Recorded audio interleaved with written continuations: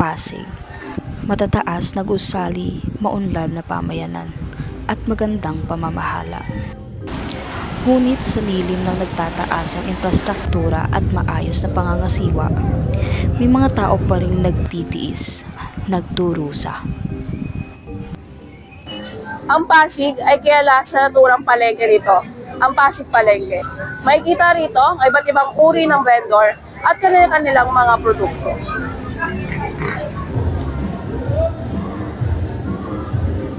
Subalit, sa likod ng maunlad na ekonomiya, ating matatagpuan ang mga taong mas pinipili ang mas madaling paghahanap buhay.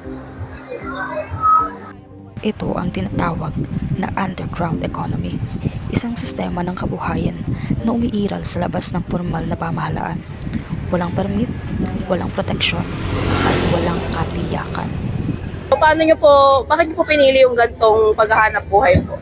Sa totoo lang kasi, kaya namin napilit to kasi wala kaming pangbayad ng pwesto, kaya no choice kami. Ano po ba yung matagal po ba yung proseso ng pagkuha ng pwesto or ano po ba dahilan ba? Totoo lang, hindi pa kami nag-try. Kasi nga, kumbaga sa kwan, nasanay na lang kami ng ganito. Kasi pag may tinanong kami, ganito, mahal daw yung bayad ng pwesto. Kaya hindi na kami nag-try. Kung may darating po na manghuhuli, ano pong ginagawa natin pagka ano? Tumatakbo po. Opo. Babalik na lang po. Babalik na naman po.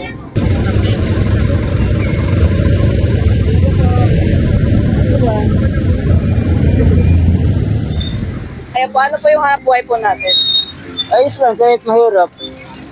Bakit niyo po pinili yung gantong trabaho na magtinda po ng mga gantong...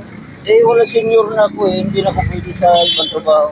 Pero isipan nyo na pong kumuha ng permit, yung parang binibigay po ng government para malaya po kayong makapagtinda.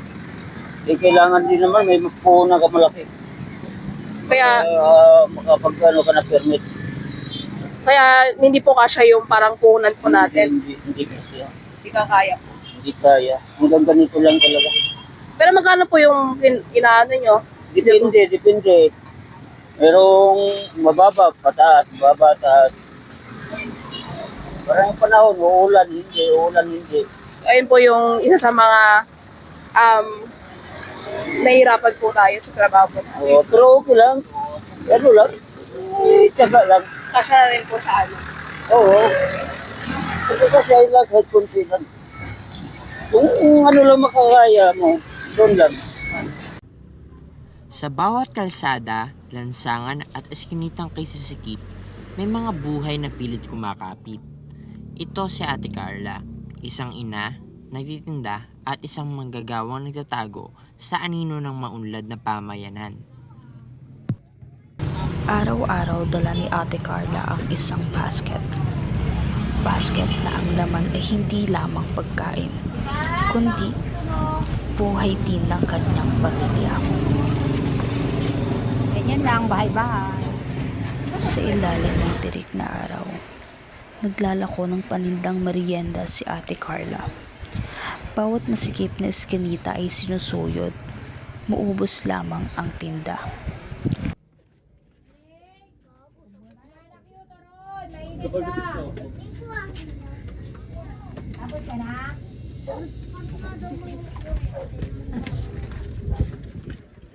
Ayun po. Bakit po pinili nyo yung gantong uri ng trabaho?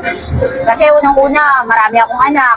Kaysa naman magbabayad ako ng mag-aalaga, di ba? Ito, pag nagnegosyo ako, mababantayan ko pa sila. Tapos, may kita rin ako. Makakatulong din ako sa gastos araw-araw.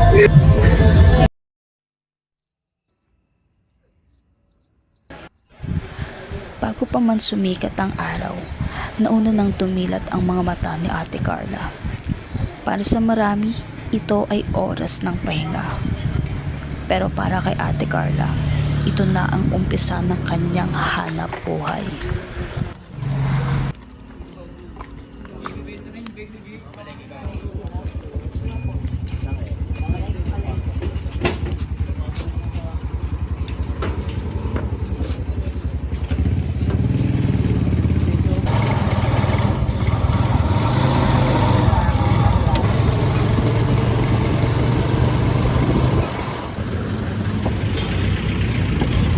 pa man sumapit ang umaga, si Ate Carla ay abala na sa pamimili ng sangkap para sa kanyang paninda.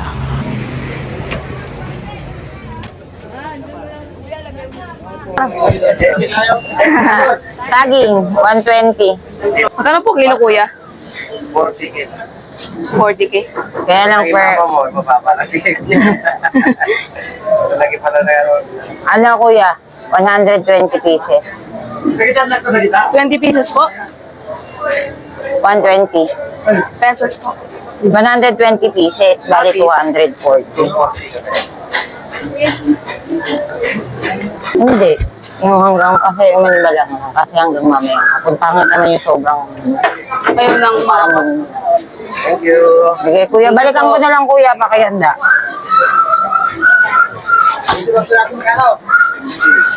Tara dito sa ibig. Next stop, kakanin. Dito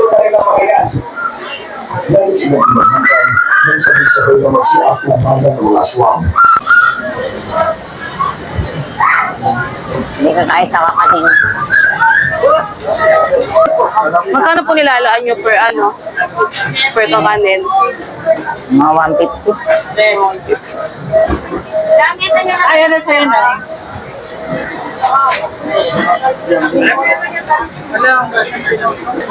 Sakto. Diba ito? So, ang nakalaan sa kanin ni Ate Carla is 145. So, plus yung 200 pesos dun sa saging. Is meron na siyang Ang nagastos sa 45 345. So, meron na lang siyang lagpas 1,000. 1,000 plus, no? Malawak, puno ng tao at mga tindero.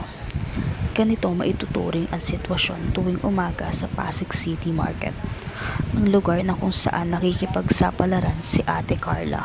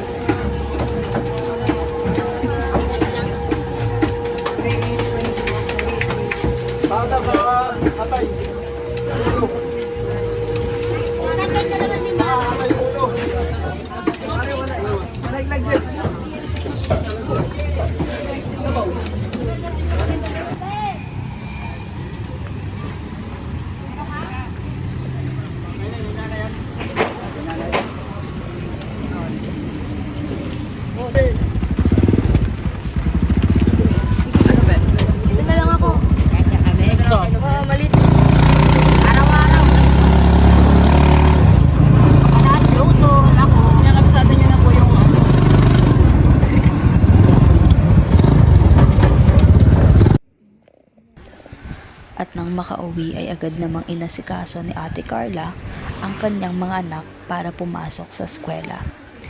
At saka pa lamang siya makakapag-umpisang magluto ng kanyang mga ilalakong ulam at merienda.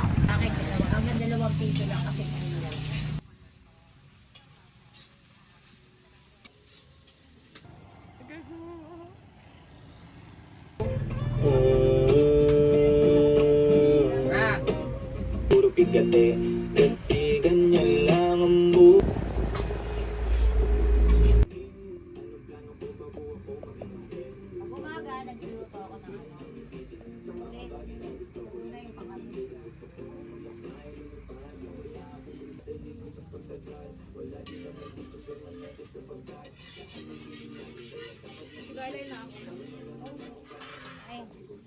Nauna sa umaga, pansit, tapos mamaya mga toge, Shanghai, kwek-kwek, turon.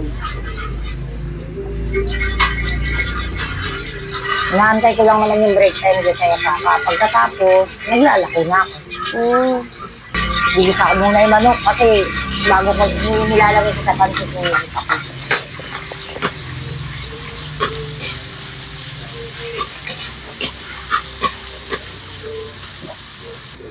Ganyan talaga sa umaga kapag ano, mag-i-start ako pag wala nang makukulit. Yung mga anak ko.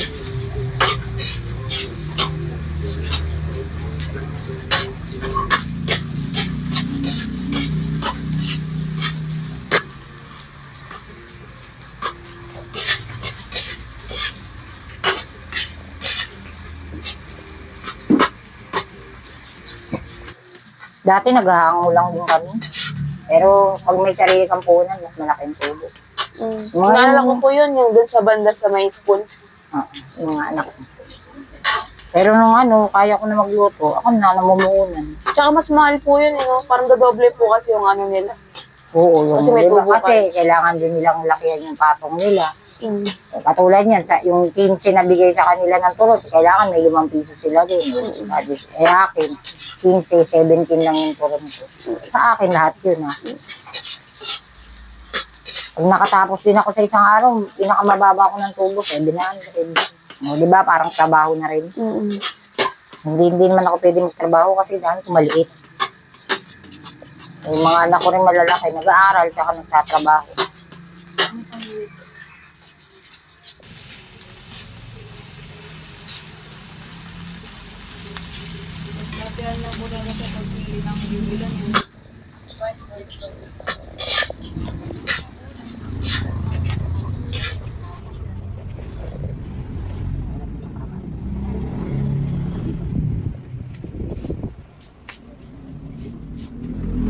Yan po, ganyan kadami.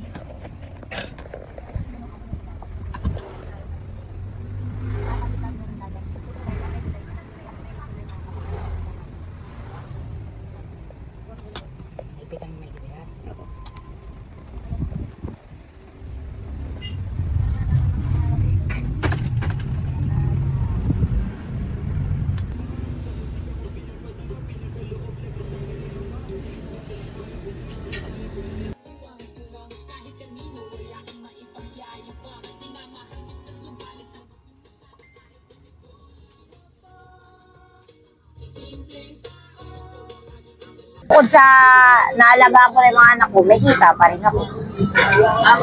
Balik po pag inarawan yung buhay ngayon as mapangulang. Kasi, nandun na tayo. Nung nag-asawa ako, 16 years old. Wala talaga akong alam kahit ano. Pero nung dumating nung mga time na ano, lahat natutunan ko. Naranasan ko na rin maglabada, maggano. Pero dito sa pagtitinda ng merienda, kasi nandito na rin ano eh.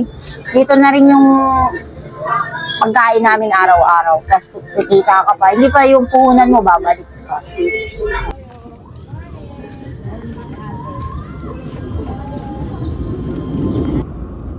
Sa bawat kanto at masikip na eskinita, dala niya ang pag-asa.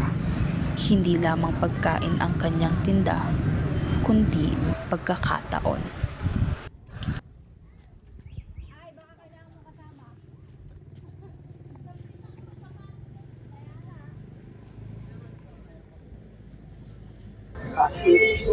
Ate Carla, alam niyo po yung ano?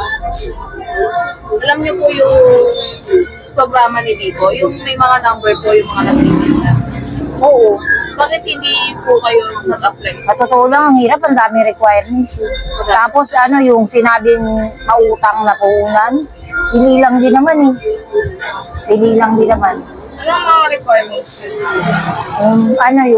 Yung unang-una dati, business permit, yung ano. At saka, malaking 10,000 daw yun. Kaya lang, ang tagal naman bago ma-aprobahan. Marami rin nag-apply dito, pero hindi rin naman sila nakakuha. Eto, pag, alimbawa, bigyan ako ng anak ko, kinabukasan, pwede na ako magtinda. Alam nga, maantayin ko pa yung puhunan. Ilat na yung Bago ka makakuha, doon gagastos ka muna rin. paliwanag po kung ano po yung mga tinitinda po. Ako, tinitinda ko sa umaga, pancet, kasi pwedeng almusal. Tapos yung toge, Shanghai, kwek-kwek, di ba, sa mahal ng bilihin ngayon. Hindi ka basta-basta kagad makaluto ng masarap na ulam. Eh, yung toge ko, 15, yung Shanghai ko 12, yung kwek-kwek, 17. Yung mga madaling bilhin kasi mura. Tapos pwede na rin yung iba, sa tipid, yun na rin ang inuulam nila. Sapat po ba yung kinikita nyo sa buong pamilya po ninyo sa pangangailangan? Sa totoo lang, hindi sapat, pero malaking tulong na rin. Kasi po, bakit po malaking tulong? Kasi nakaka-survive kami ng pagkain na araw-araw. Kaya uutangin mo pa, di ba? Ay ano po yung mga pagsubok na hinarap nyo dahil po sa uri ng hanap buhay na meron po kayo? Minsan nga, may namamagain pa ako, di ako makalakad. Eh, siyempre, nakita mo naman, naglalako ako. Mamamalengke, tapos pag may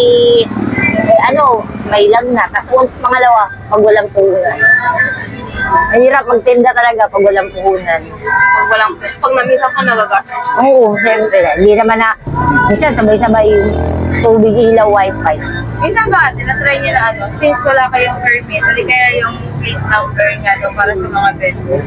Nasita na rin po ba kayo ng ilang mga... Hindi, kasi dati tindahan ko. Nagtindahan ako, kaya lang naano ko yung tindahan ng bagal ng benta. Yung sa tindahan, naantayin mo pa maubos yung stock, di ba? Mabenta lahat bago ka tumubo. Eh, magkano lang sa isang 2 piso o ang tagal pa. Eh, yung merienda ko, tingnan mo, pag malengke ko, pagkatapos ko, may tubo na kagad. May tubo na, tapos may bukas, panibago na naman ulit. Araw-araw, umiikot yung tindahan.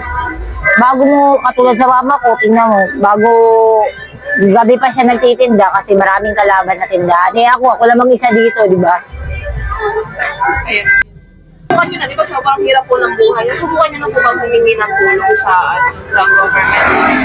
Financial, yung parang financial na tulong. Ay dati yun, na-disgrasya. Pero sa ano yun? Hindi sa puhunan. Yung na-disgrasya yung anak ko. Nasagasaan sa Jenis. Ayun, yung kaibigan ko. Madali po yung kapit. Ang daming requirements. Kailangan may mga medical certificate. Ilang buwan kami nun bago na-aprobahan. Kasi ano pa yun, election ban. Sa mga barangay financial assistance. Kailangan kompleto. Oo, makakalapit ka. Kaya lang kailangan kompleto may requirements. With agency, medical certificate. Doon po kayo nakakalapit. Nakatanggap kami ng 1.5 kay Biko. Ano po katagal yung nilakad yung mga requirements po na kailangan? Kasi na-expire din yung requirements nun eh. Kailangan talaga pag punta mo doon, updated yung medical certificate. Kaya lahat talaga may kapalit na gastos muna bago siguro bago pa kami na-aprobahan nun, pinatakot muna election ban. Eh, May, mga ilang buwan pa. Ilang buwan pa po nabigay. Pero Oo. nabigay nyo na po yung requirement. Oo. Inantay na lang yung tawag kung kailan sila ulit di ba nakita niyo yung sa Pasig Palengke, yung kay Romulo, ang haba-haba yung pinipila. Ganun, kahirap. Pag nagtitinda po kayo, hindi po nauubos yung paninda. Ano kung ginagawa niyo sa kanila? Hindi na, nauubos. Wala po na araw na. Siguro may katulad kanina, 4. O, yung binili nyo. Ay, sana, wala masasayang. Maraming kakain. Maraming ang kain. Walang mapapani sa akin. Tsaka hindi naman ako yung mga alam ko yung panahon na pag Sabado-Linggo, dun malakas. Kasi walang pasok yung mga tuki ko na galing sa mga trabaho. Talaga hindi isa-isa ko, baba. Eh ngayon, yung ibang pinuntahan natin, di ba, mga sarado, mga walang tao.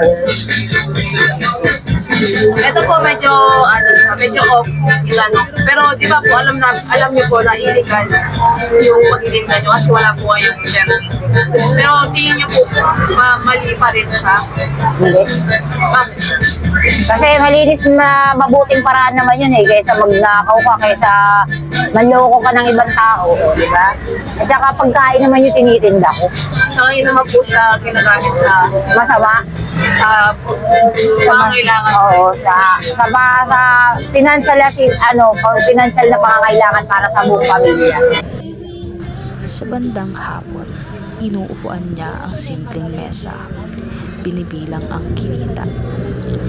Bahid sa mukha ang tuwa na isang araw na naman ang naitawid para sa kanyang pamilya. Ayan. Ayan. So good morning. I'm Kale Pustillas, SK Federation President of Pasig and also the SK Chairperson of Barangay Pinagbuhatan. Actually, yung effect namin or yung relevance namin dun sa process ng business permit is actually indirect. When we say indirect, kasi as SK Federation President, we are also the legislative body. So pag sinabing legislative body, we make ordinances, resolutions, etong mga measures na to or yung mga papel na, yung mga batas na ginagawa namin sa Sangguniang Panlungsod actually shapes how we do things in the City Hall. So, okay, so yung business permit kasi it is a paper no that requires that is required from the business owners. It actually grounds them into actually we're giving them power tong business permit na to. Through this paper, we are giving them power to operate, we're giving them power to do their business. So it's a paper na legal din on a legality basis. It's a legal paper also no na poprotektahan yung city and at the same time poprotektahan yung business owners. And not just that no, pinoprotektahan din ito yung mga future clients na pwedeng magkaroon sila. Actually, for Pasig, yung mga kumukuha ng business permit natin or regardless of if they are big or small owners ng mga medium and small enterprises or company, ganyan. As long as they identify themselves, lahat naman yun may appropriate business permit for them. So, but the type of the transaction, kapag citizen to government and then business to government, they are all required to have, business permit and licensing department. So, walang plaka, I think hindi pa. Kasi ini-encourage pa lang din sila na mag-start din. Pero hindi pa ata pinapatupad yung kapag wala silang plaka, tas vendor sila, or yung mga small vendors natin, yung mga nagbenta ng mga tusok-tusok, ganyan, hindi pa pumapasok doon yung sa punishment nila if wala silang plaka. But they're encouraged to actually apply for a plate. Siguro sa mga informal workers natin, no, the LGU is doing their part on improving all of the processes that needs to be done for your businesses, and I think you do your part as well. Bilang ang community natin, isa lang naman tayo ng pinagsaservan Si LGU nagserve sa Pasigueños. And if your business is in the vicinity of Pasig, you're serving the Pasigueños as well, diba? So it's just high time to do their part as well in this shared accountability and community. Plus, siguro wag sila matakot no na magpa-register kasi it's for their protection. Sabi nga natin nung unang-una, protection nila, protection ng Pasig, and protection ng mga customers. So, darating yung panahon na yung mga customers natin or yung mga pinagsisilbihan nila ay magiging aware na. And then, kapag ka nahanap nila yung business mo and they find out na wala kang business permit, mas malaki yung damage nun kumpara sa damage as simple, yung pagbayad natin ng business permit, pag-maintain na to, gano'n. So, karapatan nila yon ng ating mga informal worker and at the same time, protection din nila yon bilang sila ay mga business owners. So, let's all do our part in maintaining Pasig no as isang maayos na community kasi kapag ginagawa ng Pasig yung part niya, ginagawa ng business owners, mga informal workers natin, yung also yung part din nila, no? I think mas magiging revenue generating pa yung Pasig and at the same time, mas guided yung mga informal workers natin. Ayun lang. Ang kanyang kwento ay kwento ng libo-libong Pilipino na nasa underground economy. Mga taong hindi sumuko kahit ang mundo ay tila nakalilim na sa kanila. Sa gitna ng pag-unlad ng Pasig, sa likod ng mataas na gusali at magandang pamamahala, naroon pa rin yung mga kagaya ni Ate Carla. Hindi nakikita, ngunit nagbibigay buhay sa komunidad.